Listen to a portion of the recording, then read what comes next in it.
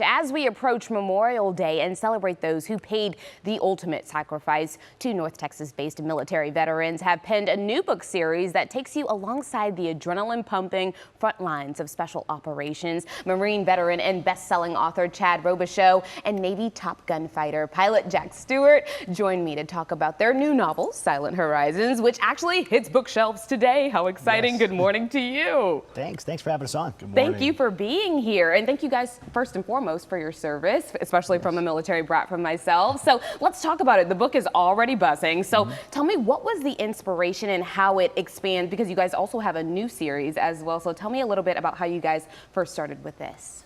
Yeah, well, Jack and I both come from the military backgrounds. We want to share our experiences with the public, and so I've written a number of nonfiction books about my experiences, and I felt like I had limited out on the stories I had and wanted to expand and continue writing and share with audiences from my experiences, and so Jack is an incredible fiction military writer, and we just partnered to kind of continue to share that story. Yes, indeed. Okay, so Jack, as a Navy fighter pilot who is also Top Gun trained, what did you bring to the table when it came to Silent Horizons? Well, in addition to flying the F-18 for 23 years in the Navy, I also spent time on the ground with special operations, so I got to work with guys like Chad. Wow. And I really wanted to bring their stories to life. And so when he approached me with this opportunity, I just couldn't resist. Absolutely. I mean, how could you not? I mean, you have a partner who knows exactly some of the things that you've been through, and you guys can kind of connect on that and then make a fabulous book out of it. Now tell me, what can viewers expect when they pick this up off the bookshelf today? What can they expect from this first installment?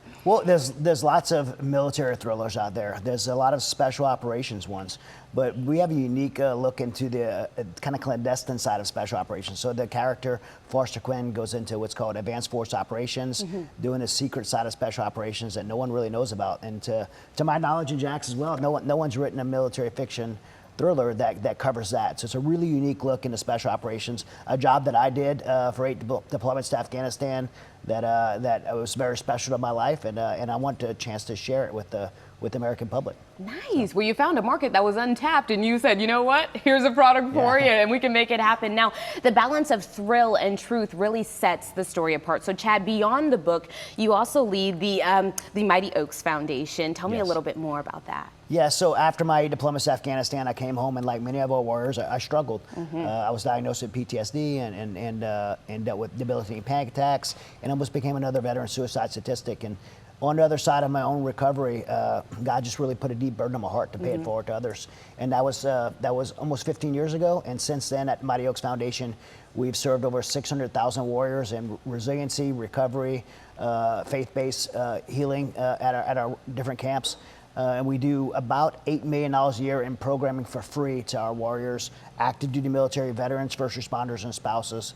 And that's supported by a grateful nation of patriots that love our warriors and want to support them. So we partner with the public and do that for our warriors at Mighty Oaks Foundation. Did you ever think that your hurdle would then turn into a space where others can kind of lean on and find that guidance that maybe you didn't have? Did you ever think it would evolve into what it has today? Yeah, there's a quote that, my mess became God's message. Amen. And Amen. And that's I think a lot of great organizations come out of the pits of someone else's hardship. They find restoration and healing, and then want to pay it forward to others. And that's the story of Mighty Oaks. It's not just mine though. I fell down.